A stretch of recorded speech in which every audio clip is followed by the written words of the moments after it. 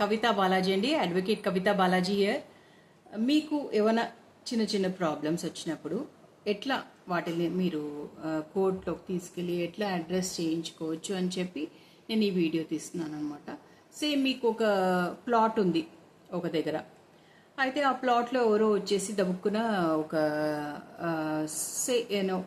తవ్వడమో ఏదో ఒకటి చేస్తూ ఉంటే మీరు పోలీస్ కంప్లైంట్ ఇచ్చారు, వాళ్ళేమో పట్టించుకోవట్లేదు. వీడేమో కన్స్ట్రక్షన్ కానీ లేకపోతే తవ్వడానికి కానీ ఇంకా ఎక్కువ ఎఫర్ట్స్ తీసుకుని ఏదో చేసేస్తున్నాడు. మీరు వెళ్ళి వాడితో కొట్లాడినా కానీ వాడు గూండా, మీరు ఏమీ చేయలేరు.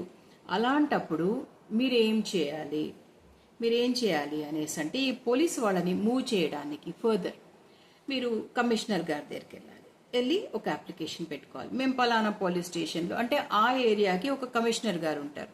ఒక 4 ఏరియాలు ఉన్నాయనుకోండి, అవి కవర్ చేయడానికి కమిషనర్ గారు ఉంటారు. ఆయన దగ్గరికి వెళ్ళి మీరు ఒక అప్లికేషన్ పెట్టుకోవాలి. పలానా పోలీస్ స్టేషన్లో నేను కంప్లైంట్ ఇచ్చాను, వాళ్ళు పట్టించుకోవట్లేదు, ఏం చేయమంటారు అని చెప్తే, ఇప్పుడు ఆయన కూడా పట్టించుకోవట్లేదు అనుకోండి, అప్పుడు మీరేం చేయాలి?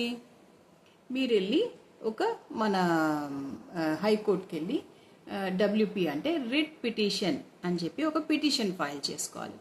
అప్పుడు ఏమవుతుంది అనేసి అంటే జడ్జి గారు మీకు ఒక ఆర్డర్ ఇస్తారనమాట, డైరెక్టింగ్ టు పోలీస్ స్టేషన్. అయితే ఫలానా కేసుని మీరు పట్టించుకొని మీరు దానికి ఈ టైంలో మీరు ఒక సొల్యూషన్ ఇవ్వాలి అని చెప్పి వాళ్ళకి ఒక డైరెక్షన్ ఇస్తారు.